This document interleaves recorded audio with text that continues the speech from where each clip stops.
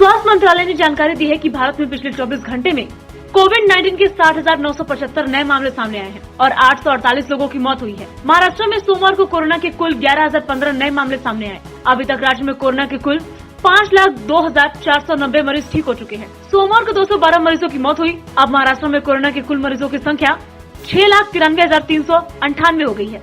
राज्य के स्वास्थ्य विभाग के मुताबिक अब तक कुल 1,68,126 मरीजों का इलाज चल रहा है।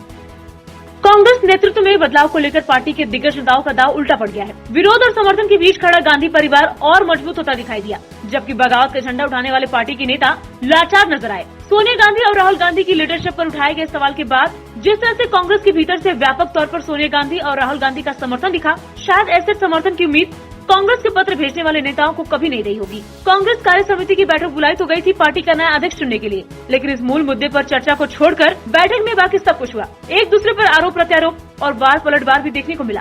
इस पूरी कवायद में एक बार फिर ये साबित होता दिखाई दिया कि कांग्रेस चाहे जितनी भी कोशिश कर ले, वो गांधी परिवार से अलग नहीं की जा सकती। यही वजह है कि सोनिया गांधी को फिर से अध्यक्ष की कमान सौंप दी गयी।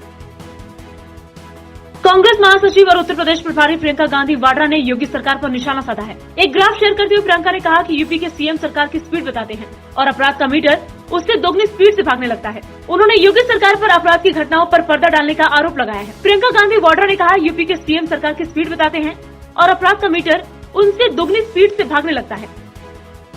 यूपी के बलिया जिले की फेफड़ा में पत्रकार रतन सिंह की गोली मारकर हत्या कर दी गई है। सोमवार देर शाम को हुई घटना से जिले में हड़कंप मच गया। पुलिस ने वारदात को अंजाम देने वाले 3 आरोपी को हिरासत में लिया है। आजमगढ़ के डीआईजी सुभाष चंद्र दुबे ने कहा कि मृतक एक पत्रकार था, लेकिन इस घटना का पत्रकारिता से कोई संबंध नहीं है। ये पूरी घटना एक तरह से 2 पक्षों के बीच भूमि विवाद का मामला है।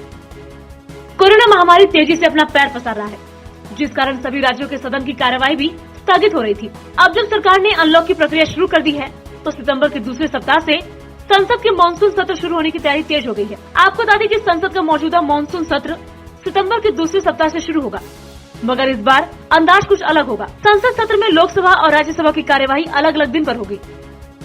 पूर्व भारतीय ऑलराउंडर इरफान पठान का कहना है कि मौजूदा दौर में टीम इंडिया के कप्तान विराट कोहली ही सचिन तेंदुलकर के 100 इंटरनेशनल शतकों का रिकॉर्ड तोड़ सकते हैं। उन्होंने कहा कि कोहली में रिकॉर्ड तोड़ने की काबिलियत के साथ जरूरी फिटनेस भी है। पठान ने कहा कि मैं हमेशा यही चाहता हूँ कि कोई भारतीय ही सचिन का रिकॉर्ड तोड़े और विराट ऐसा कर सकते हैं, क्योंकि वे अब तक 70 इंटरनेशनल शतक, इनमें 43 वनडे और 27 टेस्ट लगा चुके हैं। मुझे लगता है कि विराट रिटायरमेंट से पहले ये उपलब्धि हासिल कर लेंगे।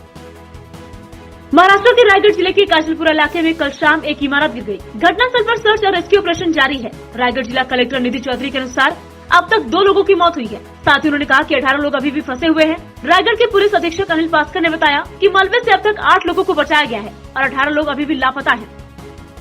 जलगांव के मुक्ताई नगर तहसील के कोविड सेंटर में कोरोना मरीजों को दिए जाने वाले खाने में आज कीड़े पाए जाने से राज्य के पूर्व मंत्री एकनाथ राव खड़से ने खुद कोविड सेंटर जाकर लोगों से शिकायतें सुनी और तत्काल जिलाधिकारी को शिकायत कर ठेकेदार पर कड़क कार्रवाई करने की मांग की है। इसी खबर के चलते पूर्व राजस्व मंत्री एकनाथ खड़से ने कोविड सेंटर जाकर पीड़ितों से शिकायत सुनी और वहीं से जिलाधिकारी को कड़क कार्रवाई करने की मांग की और अपने गुस्से का इजहार किया।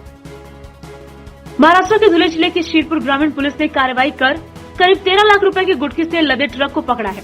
गुटखा जब्ती के साथ ही पुलिस ने वाहन के चालक और एक अन्य शख्स को गिरफ्तार किया है। प्राप्त जानकारी के मुताबिक लाखों रुपए के गुटखे से लदा ट्रक मध्य प्रदेश के इंदौर से सांगवी होते हुए धुले की ओर जा रहा था। शीरपुर ग्रामीण थाना प्रभारी अधिकारी अभिषेक पाटिल को पहले इसकी भनक लग गई थी।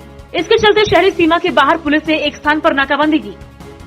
पिंपरी चिंचवड शहर की अगले साल भर के लिए पानी की चिंता दूर हो गई है। शहर को पानी सप्लाई करने वाला पावना डैम 90% तक भर चुका है। मावल परिसर में पिछले कुछ दिनों से हो रही लगातार बारिश के कारण डैम का जल स्तर बढ़ गया है। इसी वजह से अगले साल अब पानी की समस्या नहीं रहेगी। 1408 मिलीमीटर बारिश का रिकॉर्ड अब हुआ है। फिलहाल पिंपरी चिंचवड शहर वासियों को एक दिन बाद पानी दिया जा रहा है।